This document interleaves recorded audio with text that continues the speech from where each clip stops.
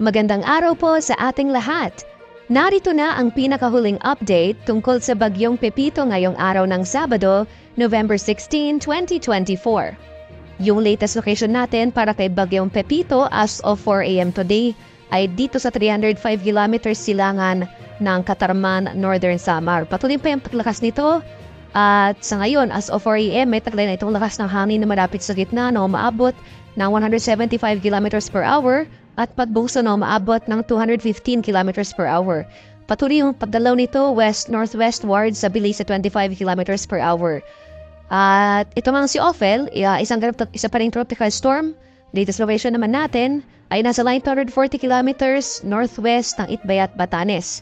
May taglay na lakas ng hangin na malapit sa gitna na umaabot ng 75 kilometers per hour, pagbukso na umaabot ng 90 kilometers per hour. Babagal itong gumagalaw pa north-northeastward ng mabagal. At sa ngayon, nagtutulot pa rin itong si Ophel na makaulapan at makakalat-kalat na pakulan sa areas ng Batanes at Babuyan Island. Samantala, itong si Bagyong Pepito, makikita natin dito sa ating latest satellite images, itong mga makakapal na kaulapan dito sa periphery ng bagyo ay nagsisimula ng umiral dito sa malaking bahagi ng Kabikulan, pati na rin dito sa ilang areas ng Samar Island. At inasahan na natin sa patuloy na paglapit ni Pepito, malaking bahagi na ng Luzon including Metro Manila makakaranas ng makulimlim na panahon ngayon. Masungit na panahon na ating inaasahan na silang bahagi ng Luzon and Visayas. At ito yung ating latest track and intensity forecast para kay Bagyong Ophel. So inasahan pa rin natin ang papatuloy yung pahilagang silangan na paggalaw ng nasabing bagyo at posible itong dumaan or maapektuhan itong southern portion ng Taiwan. And for the remainder of the forecast period, makikita natin patuloy na yung paghina nito. Possible within the next 12 hours, tropical depression na lamang ito. Possible downgrading into a low pressure area bukas or posibleng mas maaga. So habang nga sunod nating Philippine Area of Responsibility, malulusaw na itong si Bagyong Ophel. At yung mas kailangan nating pagtuunan nga ng pansin ay itong papalapit na Bagyong Pepito. So sa ngayon, tatlo yung ating landfall scenario. So isa-isayin ko po. Pinakauna, itong landfall scenario natin, ito yung most likely scenario na nakakahulugan na ito yung pinaka-inaasahan nating mangyayari sa ngayon. So magpapatuloy yung general northwestward na paggalaw ng nasabing bagyo for the next 3 days. And possible mamayang gabi or bukas sa madaling araw ay magla-landfall itong sentro ng Matanim Bagyong Ophel sa vicinity ng Catanduanes area. At may dalawa pa tayong senaryo, no? So makikita natin dito sa ating track and intensity forecast itong tinatawag nating confidence cone. Nasasakupan pa rin ito ang malaking bahagi ng Eastern Luzon as well as itong eastern section ng Central and Southern Luzon. So inasahan natin may mga senaryo pa tayong tinitignan na ukol para dito sa ating landfall. So yung pangalawa nating landfall scenario, posible pa rin yung landfall dito sa silangang dagat baybayin o yung eastern coast ng Camarines Sur. Pwede rin dito sa eastern coast ng Albay or eastern coast ng Sorsogon, possibly tonight or bukas rin na madaling araw. So hagip po itong areas na ito ng confidence cone.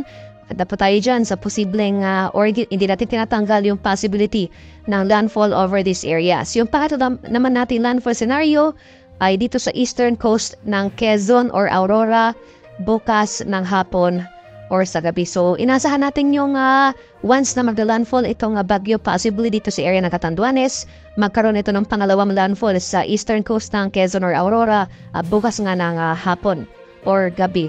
So, kailangan natin bigyang pansin, no? So, porket hindi pa magla-landfall ang pag-isa atin, hindi po nangangahulugan, hindi natin mararamdaman yung mga malalakas na epekto nito. So, hindi lang po isang puntang bagyo, no?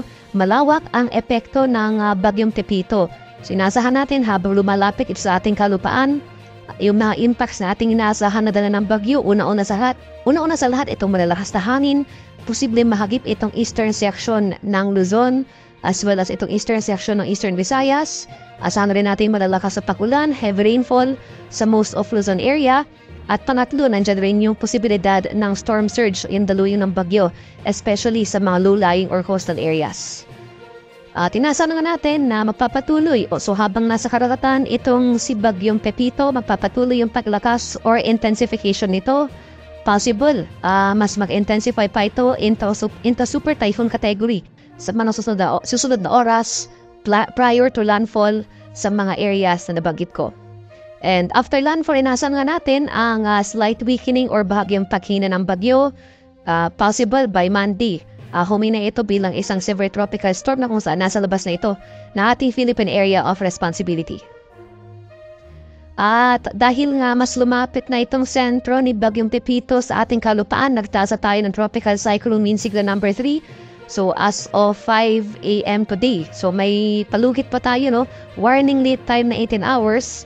So asahan natin itong mga malalakas na hangin sa areas under wind signal number 3.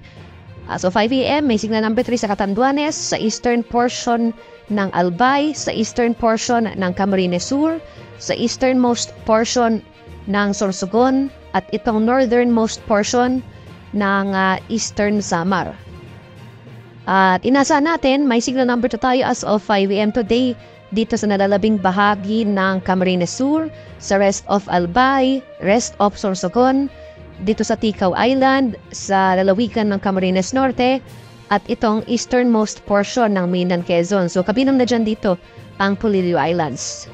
May signal number 2 rin tayo sa inang areas ng Visayas, itong northern portion ng eastern Samar, dito sa northern portion ng Samar, at sa nalalabing bahagi ng northern Samar. At signal number 1 naman, may palugit or warning lead time na 36 hours. So ito mga areas na ito possible, no? Wala pa tayong nararanasan pakbuso ng hangin. Pero ayun nga po, dahil sa lead time for the next 36 hours, magsisimula tayo makakaranas sa mga malalakas na hangin na dala ng papalapit na Bagyong Pepito. So nalalabing bahagi ng Masbate, including Boreas Island, dito sa area ng Marinduque, lalabing bahagi ng Quezon, dito sa area ng Laguna, sa Rizal, dito sa Cavite, sa Batangas, Metro Manila, sa area ng Zambales, Bataan, Bulacan, Pampanga, Tarlac. May signal number 1 rin dito sa area ng Nueva Ecija, sa Aurora, Nueva Vizcaya, dito sa area ng Quirino, dito sa bahagi ng Isabela, central and southern portions ng Cagayan, Pangasinan, La Union, Ilocos Sur. May signal number 1 rin dito sa area ng Abra, southern portion ng Apayao, Kalinga, Mountain Province, Ifugao, at sa Benguet. Sa area naman ng Visayas at sa Mindanao, may signal number 1 rin dito sa nalalabing bahagi ng Eastern Samar, nalalabing bahagi ng Samar, dito sa Biliran, northern and central portions ng Leyte, dito sa northeastern portion ng Southern Leyte, northernmost portion ng Cebu, including dito sa area ng Bantayan Islands, itong northernmost portion ng Iloilo, at itong northern portion ng Dinagat Island sa bahagi ng Mindanao. Kaya sa mga nabanggit ko pong lugar, especially areas under wind signal number 2 at wind signal number 3, asahan natin na mas makakaranas tayo ng mga malalakas sa pagbugso ng hangin dahil malapit na itong sentro ng mata ni Bagyong Pepito sa ating bansa. Kaya maghanda na tayo, patuloy tayong maghanda sa banta ng mapaminsalang hangin na dala ng papalapit na Bagyong Pepito. In terms naman of heavy rainfall ay mga malalakas sa pagulan na dala ng bagyo. As early as today, so lumalakas na yung mga tagulan nating inaasahan. Intense to torrential rains, ito yung mga areas shaded by red dito sa area ng Catanduanes. Heavy to intense rains, areas shaded by orange. So inaasahan natin for today dito sa area ng Camarines Sur, Northern Samar, at Eastern Samar. Moderate to heavy rains naman, ito yung mga areas shaded by yellow sa mga lalawigan ng Camarines Norte, Albay, Sorsogon, Masbate, sa Samar, Biliran, at sa Leyte. At habang papalapit na nga yung sentro ni Bagyong Pepito dito sa area ng Luzon, so inaasahan natin mas lalakas pa yung mga takulan sa silangang bahagi ng Luzon area, at malaking makikita natin no, malaking bahagi na ng Luzon may kulay. So ibig sabihin po nito, most of Luzon area makakaranas na ng malalakas sa takulan. So bukas, araw ng linggo, ito po yung peak ng takulan natin.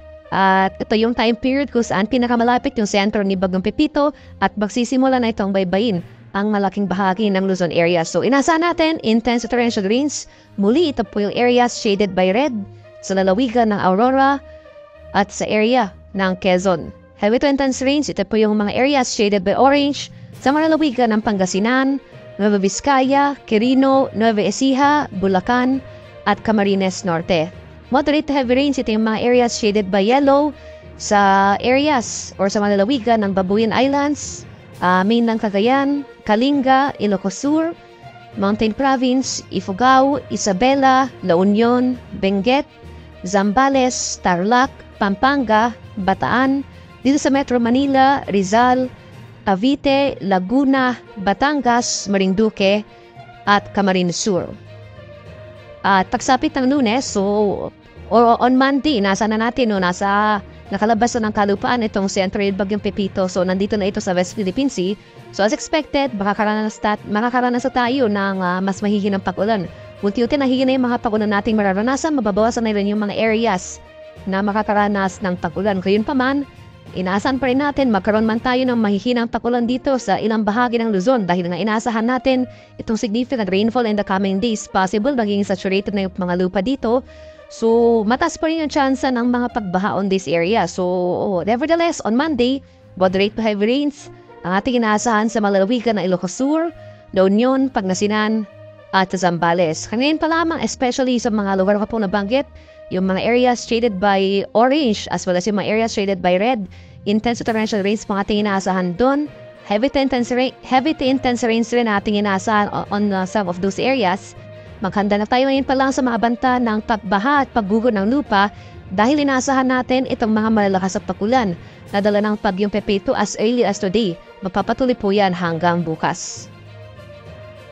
At isa pa ito sa mga impacts na kailangan nating paghandaan na dala ng papalapit na Bagyong Pepito. So itong storm surge, yung daluyin ng bagyo, yung latest issuance po natin ng storm surge warning as of 2 a.m. today. Inaasahan natin ang mahigit 3 metrong taas ng daluyong ng bagyo sa ilang coastal communities ng Quezon Province. So yan ay sa mga bayan ng Calauag, Gumaca, Lopel, Plaridel at sa Quezon. 2.1 to 3 meters naman na taas ng storm surge sa ating inaasahan sa mga coastlines ng Albay, dito sa area ng Aurora, sa bayan ng San Juan, dito sa bahagi ng Batangas, sa area ng sa mga coastlines ng Camarines Norte, Camarines Sur, dito sa Catanduanes, sa Eastern Samar, sa bahagi ng Isabela, Northern Samar, ilang coastlines pa ng Quezon Province, as well as itong area ng Sorsogon.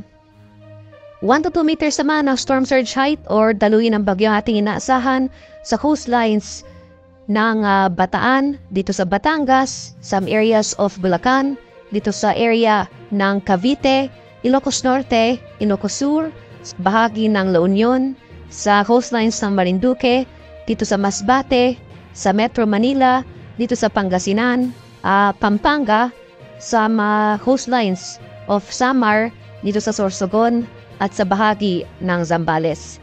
Kaya sa mga nabanggit ko pong lugar, especially itong some parts of Quezon Province, no? So, ngayon pa lang, maghanda na po tayo, lumikas na po tayo, especially yung ating mga kababayan sa low-lying or sa mga coastal areas dahil inasahan natin ang pagtaas ng ating mga alon na sa mga areas na ito. So, makita-ugnayan po tayo sa ating mga lokal na pamahalaan para mapaghandaan itong storm surge. So, itong storm surge, isa po ito sa mga pinakamapanganib na epekto ng papalapit na bagyo. So, wag na po natin antayin na lumapit pa ang sentro ng bagyo sa ating locality. Ngayon pa lamang, nag-issue na po tayo ng storm surge warning. Inulit ko po, itong area ng Quezon Province, some coastlines along this area, makanda po tayo sa banta ng storm surge ngayon pa lamang.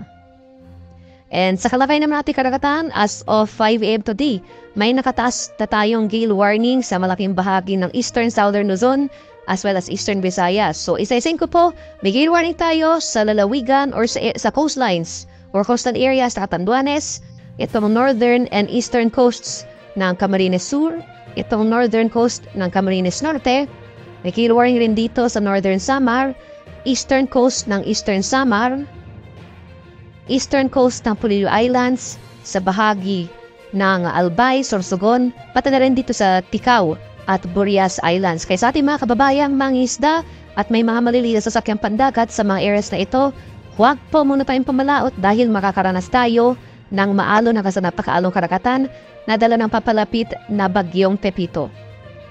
At ito naman yung mga lugar na outside gale warning areas. Makakaranas pa rin tayo ng maalong karagatan sa mga dagat baybay ng Dinagat Islands and Northern Quezon, seaboards of Isabela, Surigao del Norte including Siargao and Bogas Grande Islands, remaining seaboards ng Polillo Islands and Quezon, Bicol Region and Eastern Visayas. Maalong karagatan rin nating inaasahan sa Eastern Seaboards ng Cagayan, Babuyan Islands, Seaboard of Surigao del Sur, Seaboards of Marinduque, Romblon, and Northern Cebu. Kaya sa ating mga kababayan maglalayag sa mga areas na ito, iba yung pag-iingat rin sa banta ng maalong karagatan na dala ni Bagyong Pepito. Muling pinaaalalahanan ang lahat ng mga residente sa mga apektadong lugar na maghanda at maging alerto. Mahalaga na sundin ang mga anunsyo at warnings mula sa mga lokal na autoridad, lalo na sa mga lugar na nakakaranas na ng malalakas na hangin at ulan. Mag-ingat po tayo at patuloy na mag-monitor sa mga weather updates upang makaiwas sa anumang sakuna. Laging handa at laging ligtas. Yan po ang pinakahuling update hinggil sa Bagyong Pepito. Patuloy po natin subaybayan ang mga susunod na developments at magsagawa ng mga kinakailangang paghahanda. Kung hindi pa po kayo nakasubscribe sa ating channel, mag-subscribe na at pindutin ang bell icon para maging updated sa lahat ng weather updates. Maraming salamat po at ingat tayong lahat.